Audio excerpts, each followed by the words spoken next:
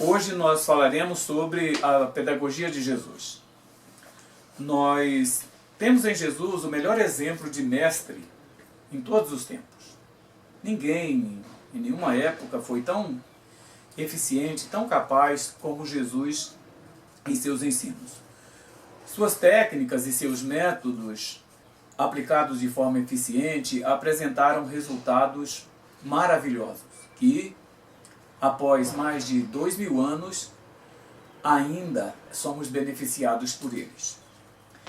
E basta a gente perceber que em pouco mais de 3 anos, Jesus pegou um grupo de pessoas e o transformou em uma equipe.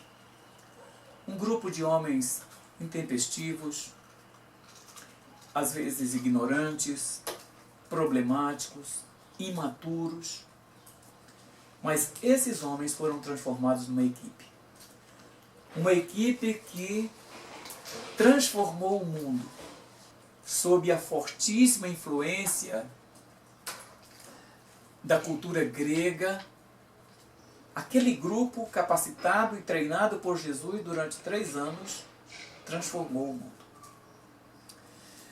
Qual foi o segredo do ensino de Jesus? O que tornou aquele ensino tão eficiente? O que embasou a sua pedagogia? E eu quero iniciar isso falando sobre o objetivo do ensino de Jesus. Nenhum ensinador cristão, nenhum pregador, nenhum professor de escola bíblica dominical pode ir para frente do seu auditório sem ter um objetivo claro do que ele quer ensinar, onde ele quer chegar. Jesus demonstrou isso com muita nitidez. Ele sabia exatamente onde ele queria chegar com cada etapa do seu ensino. Jesus sabia o que ele queria que seus discípulos fizessem quando ele não estivesse mais junto com eles. Pois Jesus sabia que ele teria apenas aquele prazo para capacitar, para instruir, para dar ferramentas para aqueles homens continuarem com a obra que ele queria implantar. E ele conseguiu fazer isso. Eu posso começar abordando os seguintes objetivos de Jesus no seu ensino. Primeiro, Jesus não ensinava dogmas, preceitos, mandamentos. Ele ensinava princípios. Aqui está, talvez, uma das maiores diferenças entre o ensino de Jesus e o ensino que nós hoje apresentamos nas igrejas. Nós estamos sempre querendo ensinar mandamentos. Não faça isso, não faça aquilo, faça isso e faça aquilo. A lei áurea dos evangelhos é um princípio essencial do ensino de Jesus. Tudo quanto quereis que os homens vos façam, fazei vós também a eles. Não há mandamento aqui, apenas um princípio. Uma maneira de se comportar capaz de fazer a transformação das pessoas. Nosso grave erro ao ensinar hoje, sejam crianças, sejam adultos, é o de achar que preceitos, dogmas e mandamentos vai fazer com que as pessoas cresçam espiritualmente e não crescem. Nós ensinamos, por exemplo, que o pecado nos separa de Deus. Mas nós não ensinamos a essência do pecado. Nós não ensinamos que o pecado mutila a nossa vida espiritual. Nós não falamos sobre isso. Eu posso garantir que enquanto nós não mudarmos o foco do nosso ensino imediatista, legalista, nós não vamos ter êxito. Nós não vamos contribuir para que as pessoas realmente mudem. Jesus procurou formar ideais significativos. Ou seja, o ensino dele, nesse aspecto, baseava-se no seguinte: sejam perfeitos, como é perfeito o vosso Pai que está no céu. Não existe nada mais ideal do que o de sermos imitadores de Deus. de vivermos a imagem que Ele formou em nós dele, de fato, realmente. Jesus procurou fazer isso. E eu posso dizer que enquanto nos preocuparmos com a formação de pessoas para a nossa denominação, nós não vamos ter bons resultados. Nós temos que formar pessoas para viverem o cristianismo de verdade e não agradar as nossas igrejas. Jesus também procurou formar convicções fortes naquelas pessoas. O seu discurso baseava-se no seguinte: conhecereis a verdade, e a verdade vos libertará. Ele inculcava nos seus discípulos um comportamento tal que não estava incluído o ativismo, não estava incluído aquela coisa do fanatismo, mas ele queria que as pessoas de fato fossem imitadoras dele. Teve um momento que ele disse: olha, eu vos dei o exemplo para que vocês façam da mesma forma que eu fiz. Pedro, em certa ocasião, ele disse: olha, ele deixou-nos as suas pegadas para que nós pudéssemos segui-las. Nosso ideal de vida cristã, portanto, não deve ser o do ativismo, mas nós precisamos formar pessoas parecidas com Cristo em tudo o que fizerem. Jesus ensinou seus discípulos a se relacionarem uns com os outros. E eu creio que um dos erros mais graves que está acontecendo hoje na igreja é o estrelismo. Os nossos mestres, os nossos líderes, eles nunca se relacionam conosco. Eles estão sempre muito acima, inatingíveis em relação àqueles que eles ensinam. Para você falar com um deles, você precisa marcar horário, dia, e eu posso garantir que não é fácil. Eu mesmo já tive a oportunidade de tentar marcar uma conversa com um dos meus líderes. E eu tentei isso durante 6 meses e eu não consegui ser ouvido. Para você ter uma ideia do grau de estrelismo, do antropocentrismo que marca hoje o Evangelho. A igreja nunca foi tão individualista como ela está sendo hoje. E isso exatamente porque nós não estamos aprendendo ou nós não estamos nos relacionando uns com os outros. As relações interpessoais, elas são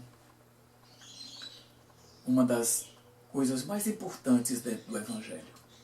Nós não podemos nos esquecer disso. Jesus procurou formar cristãos maduros. Pessoas que realmente desenvolvessem um caráter, um temperamento, uma forma de se relacionar umas com as outras de forma muito madura. E não a forma infantil, de criança que nós vemos hoje muitas vezes nas igrejas. Nós precisamos ser maduros. Aliás, as capacitações que o Espírito Santo dá às igrejas hoje, às pessoas nas igrejas, é exatamente visando isso. Aos Efésios, Paulo escrevendo, ele disse: olha, o Senhor concedeu uns para apóstolos, outros para profetas, outros para evangelistas, outros para pastores e outros para mestres e doutores. Mas não era para nos envaidecer com os dons. Era para nos capacitar para contribuirmos para a formação madura das pessoas.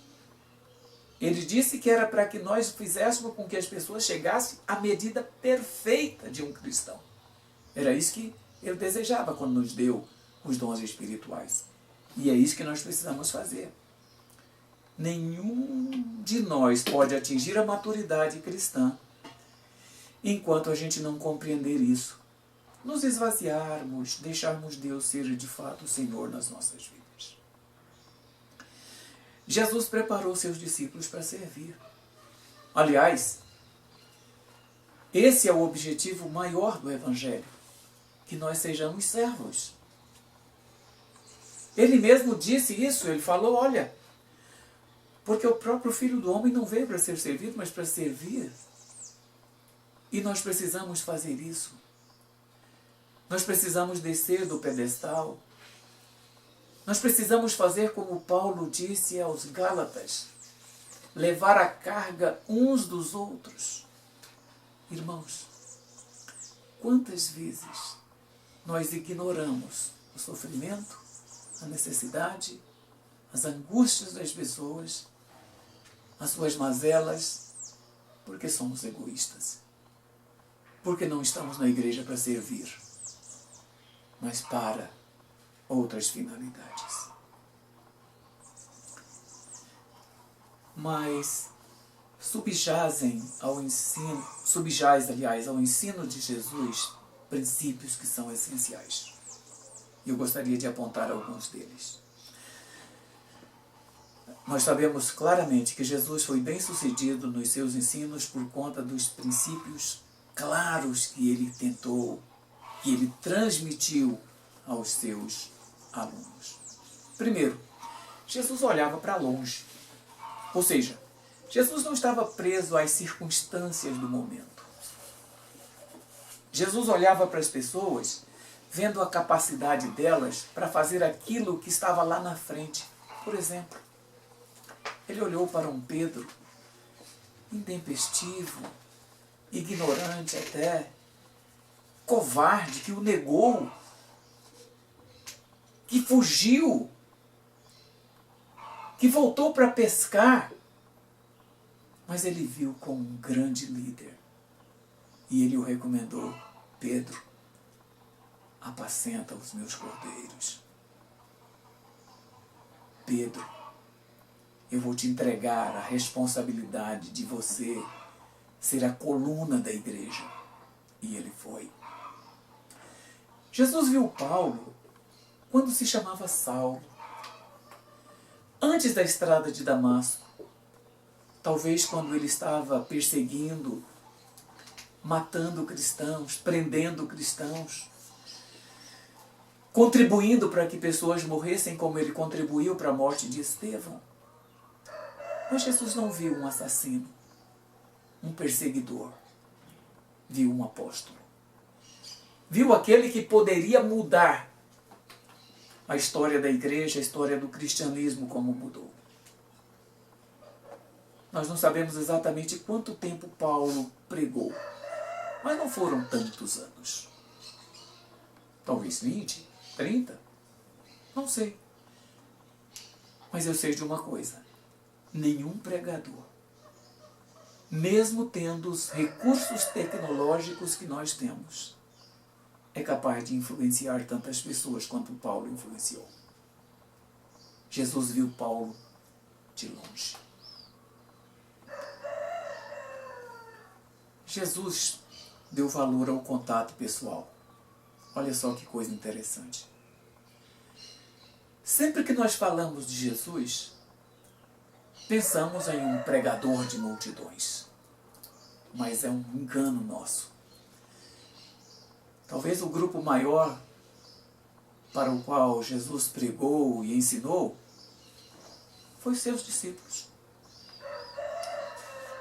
Nós não vemos, claro, multiplicando pães e alimentando multidões, mas o ensino para que isso acontecesse estava para os discípulos. O Sermão da Montanha, que é sem dúvida nenhuma o sermão mais importante que Jesus pregou, mais importante inclusive do que os sermões escatológicos dele, eles foram dados aos seus discípulos, a um grupo pequeno. Mas mais do que isso, para você entender o quanto Jesus valorizava as relações pessoais, os seus maiores discursos foram proferidos para pessoas individualmente. Como Nicodemos, a quem ele ensinou sobre a importância de nascer de novo. A mulher samaritana no poço de Jacó, a quem ele falou da importância de uma vida de verdade com Deus, sem as formalidades.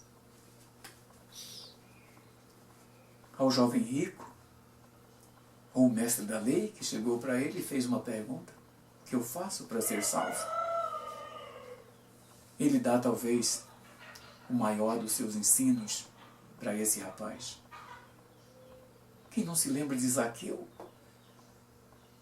O publicano, cobrador de impostos, odiado pela sociedade judaica, mas amado por Jesus a ponto de convidá-lo para descer da árvore e dizer: Zaqueu, hoje eu vou para a sua casa.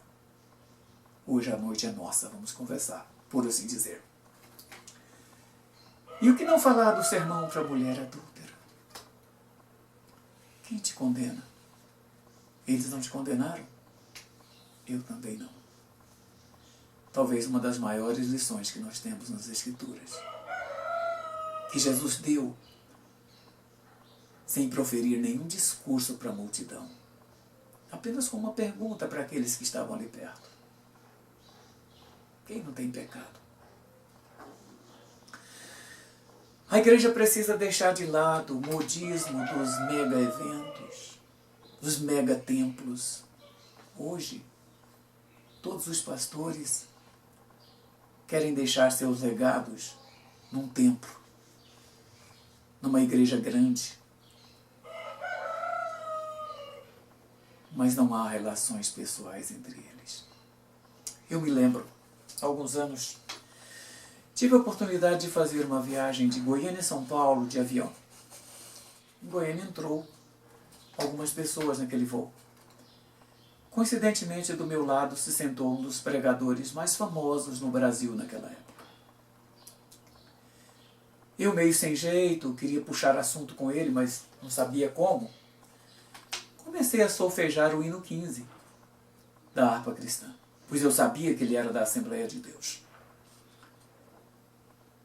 Aquele homem permaneceu impassível como uma estátua de gelo ali. Eu peguei o jornal que estava na poltrona para ler, e havia naquele jornal uma reportagem interessante sobre um congresso de satanistas em Roma, na Itália. E a manchete daquela reportagem dizia o seguinte, que o diabo estava triste porque os cristãos o culpavam de tudo que acontecia de errado. E ele não era culpado disso. Para tentar mais uma vez chamar a atenção daquele pastor, eu mostrei a reportagem para ele e disse: estão fazendo caricatura do maior homem da história. Ele me pediu o jornal para ler. Incrivelmente, ele leu a reportagem, dobrou o jornal, colocou dentro da sua pasta e sequer me disse uma palavra. Eu pensei: meu Deus, quantas vezes eu já vi esse homem pregar para multidões na igreja, de 2, 3 mil pessoas. E aqui comigo ele não deu uma palavra. Nós precisamos parar com isso. Nós precisamos valorizar a individualidade, as conversas pessoais. Sabe de uma coisa? Jesus sempre iniciava os seus diálogos com os discípulos com algo que interessava para eles. Uma figueira infrutífera, o joio no meio do trigo, uma moeda perdida, uma porta, uma ovelha, um pastor, um aprisco. Sempre Jesus era muito prático ao ensinar os seus discípulos. Jesus não se atinha a currículos, a coisas muito profundas dentro da teologia. Não. Isso ele não se preocupou. Ele se preocupava em falar daquilo que os alunos conheciam e podia, a partir dali, utilizar de forma diferente nas suas vidas. É o que nós modernamente hoje chamamos de um ensino significativo. Aquele que o aluno é capaz de usar nas experiências do dia a dia.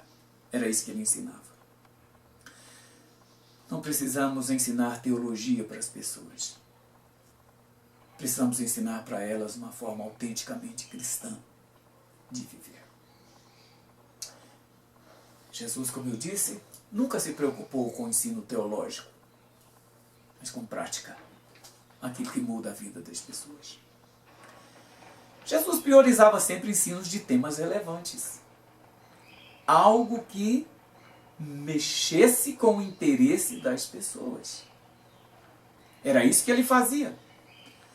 E uma das coisas que mais prejudicam a pregação do Evangelho hoje é o pedantismo teológico. Queremos transformar as pessoas em teólogas e não em servas. E nós nunca fomos tão ignorantes de coisas práticas na Bíblia como nós somos hoje. E eu posso garantir uma coisa: as pessoas nunca serão servas de Deus aprendendo mandamentos, mas se transformarão em servas se as ensinarmos princípios de fato.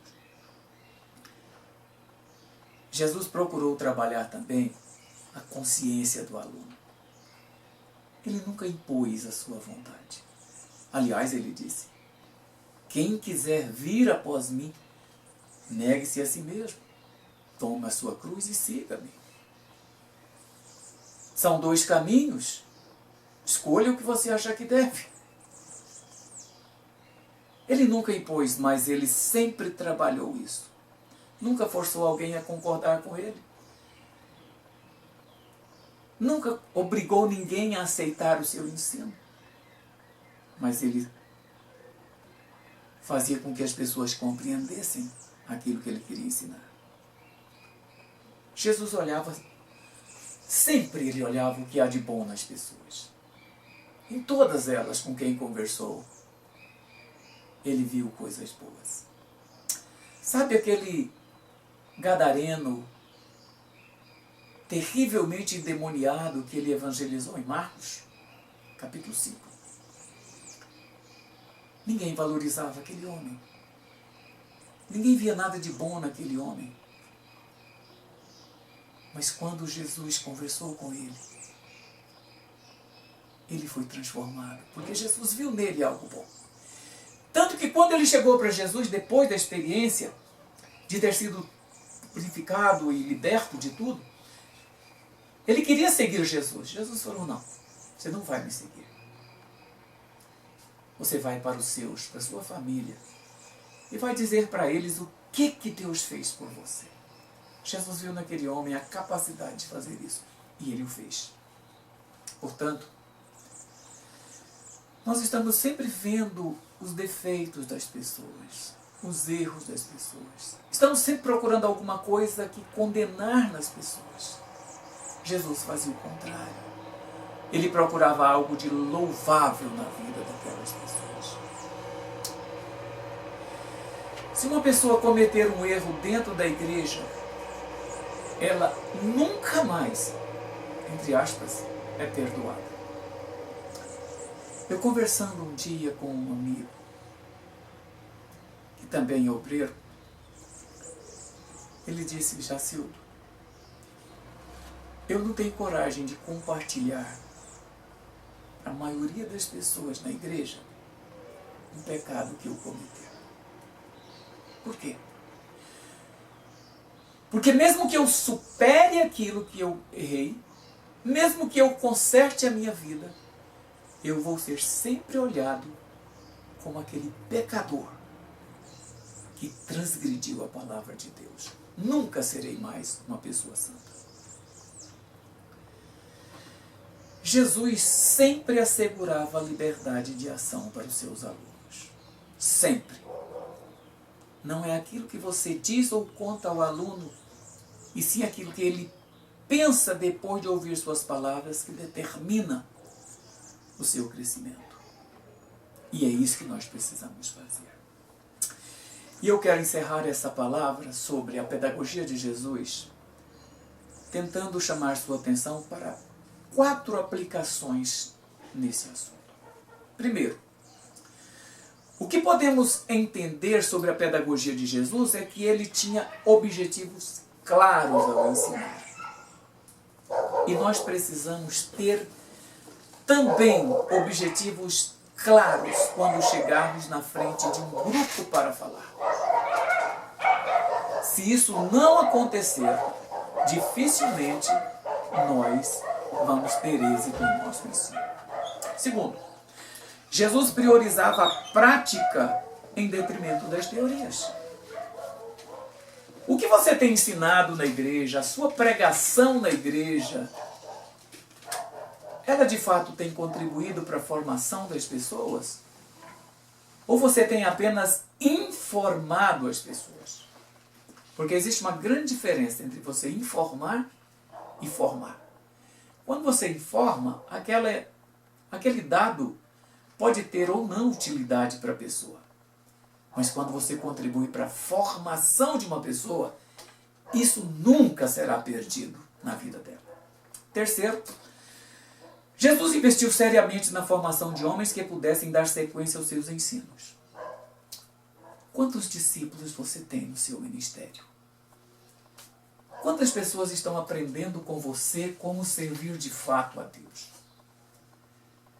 Se Jesus te levasse hoje, você tem de substituto com base nos seus ensinos para dar sequência à obra de Deus? Ou você, se morrer hoje, morre com você também a sua obra? Nós precisamos fazer discípulos, mas discípulos de Cristo e não nossos. Quarto, sua preocupação era o ensino de princípios aos seus discípulos, ao invés de preceitos, dogmas, tradições religiosas do seu tempo. Aliás, Jesus tinha verdadeira ojeriza das tradições religiosas dos judeus, fossem eles fariseus, saduceus, essênios, cátaros, ou sei lá, herodianos, libertinos, não interessa. Jesus tinha aversão, porque Jesus sempre ensinava aquilo que interessava aos seus discípulos.